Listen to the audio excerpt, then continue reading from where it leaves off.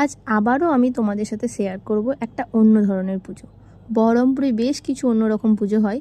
তো প্রথমেই লাইটিং দেখতে দেখতে আমরা চলে গেলাম কালিকা পুজো দেখতে। এটা বিশ্বের মধ্যে একমাত্র এখানেই পুজো হয় এবং এটার বয়স হচ্ছে 95 বছর। তো প্যান্ডেল সজ্জা দেখতে দেখতে চলো আমাদের সাথে, তোমরাও দেখো এই মূর্তিটা কীরকম। বেশ একটু ইউনিক মূর্তি, আর এই মূর্তি কিন্তু আমি এখান ছাড়া কোথাও দেখিনি। দেখো, শিবের নাভি থেকে পদ্ম, তার উপরে শিব বসে আছেন এবং মা কালী তার কোলে, আর নিচে ব্রহ্মা বিষ্ণু সবাই আছেন, মহেশ্বর।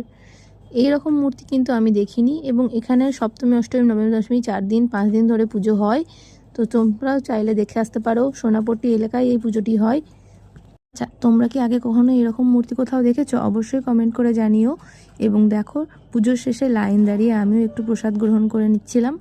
আর কেমন লাগলো তোমাদের এই পুজো, আর কেমন লাগলো এই ঠাকুরটা, অবশ্যই জানাতে ভুলো না। জয় মা কালিকা।